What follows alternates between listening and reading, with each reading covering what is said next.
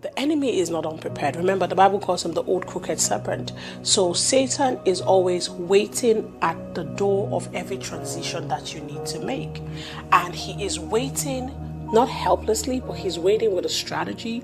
He's waiting with a plan. He's waiting with a blueprint that he has studied and he has mastered through generations. He has mastered the weaknesses of your great-grandfather, the weaknesses of your father, and now he's in your generation. So you are fighting an enemy that has history on his side. So you have to be ready. So there is a systemic programming of hell that tries to necessitate that every time Satan attacks you, you are never able to take him down. Now, he doesn't just use the past. Another thing that he does with this systemic programming is that he ensures that you are programmed to, for lack of a better word, self-destruct. So that in another 10 years, another 15 years, another 20 years, you keep self-sabotaging. Now, how does he propagate this programming? I'm sure you're wondering and you're asking. He usually does this through multiple generations. And he does this by binding you to a mindset of either failure, a mindset of shame, a mindset of fear. And this is passed down from generation to the generation. And the chains that bind the next generation is the very chain that held the previous generation in thoughts and in imaginations that made it impossible for them to go past the point. Let's use an example in the Bible. Think about the children of Israel. Let's not just think about the fact that they failed. A first generation failed at getting to the promised land, but let's consider the fact that when God was going to give them commandments, God gave them a set of rules, a set of ways of thinking, ways of acting, ways of imagining and engaging with one another. And he said to them, don't only embrace these commands, but teach it to your children and teach it to your children's children. And God began to speak about the transference of generational characters and characteristics and values and virtues. Why was the Lord doing this? He said to them, if you do this, number one, you are going to possess, you're going to go into the land. Number two, you're going to possess the land. Number three, you're going to increase in the land. These are three different things.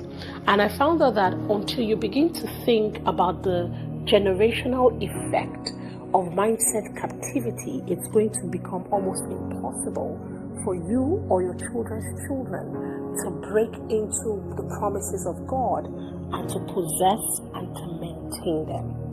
So, I want to talk to you about the word for curse and what it means, because many people say, oh, Pia, you keep talking about generational limitations and stuff like that.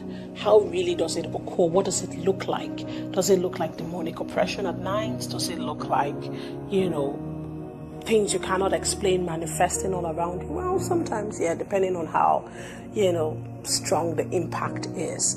But in reality, let's go back to the beginning, because when you take it back to the first time it was mentioned, it gives you an idea of the big picture. So, the word for curse is the Hebrew word. The first time it was used in Genesis is the Hebrew word kolal. It's spelled as Q-A-L-A-L, but it's pronounced as kolal. And it's a verb, actually. So it's an action word. It's a doing word. So a curse is not just a noun. It's not, he's crazy, and then it means nothing. So a verb literally means something that is active. So a curse is a thing that is actively propagating itself through generations. So I needed to take note of that. It is active. So it manifests, it has strength, it has a will, it has direction, it is in motion. Now, the meaning of that word, it has different meanings, different meanings for the Hebrew word.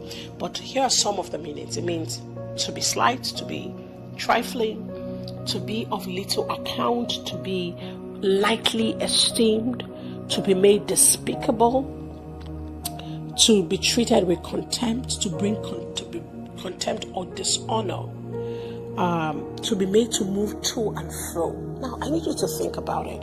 So when you say there's a curse going from a generation to a generation, it doesn't necessarily mean that the people are dying.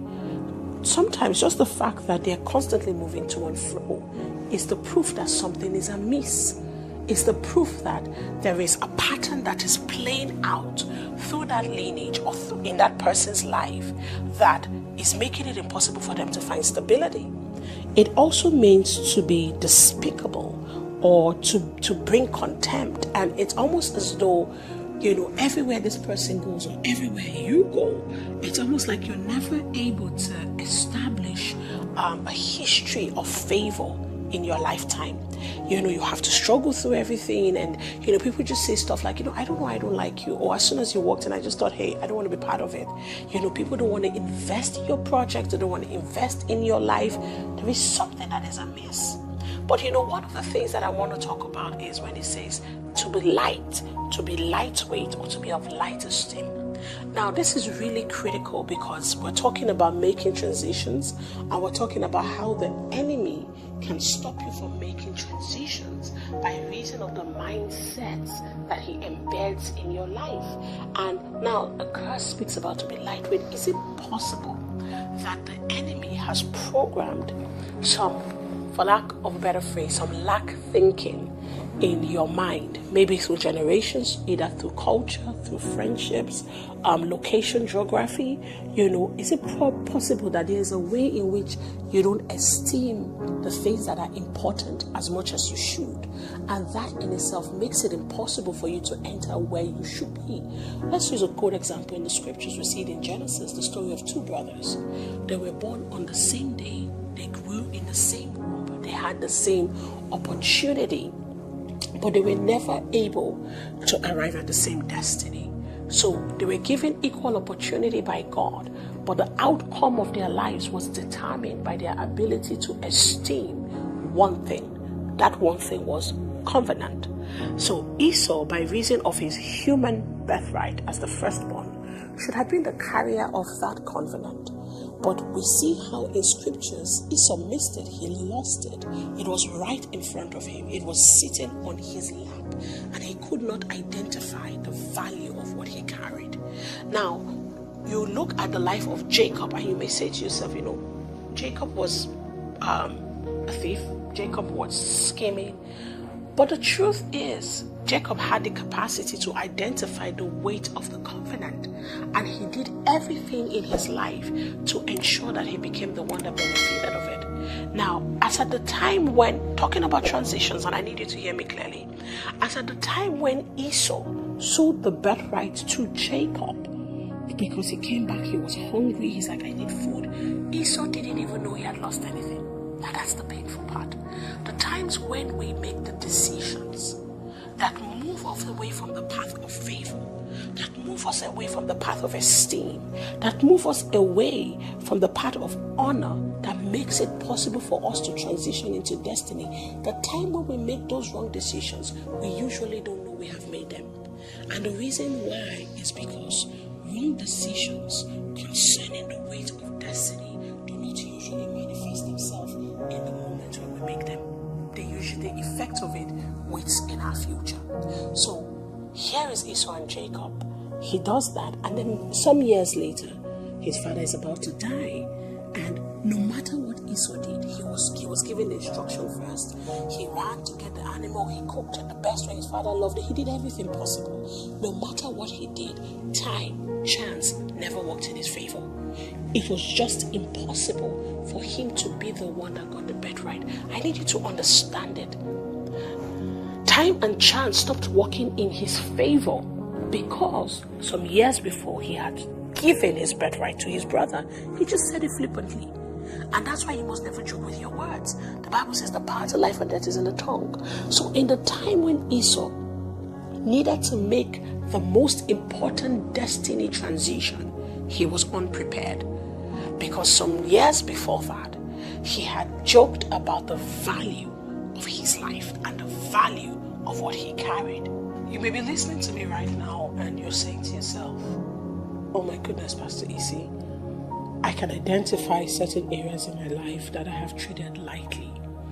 And I see now how these things have made an impact on where I am or where I'm going to. What do I do? How do I redeem time? How do I get it all back?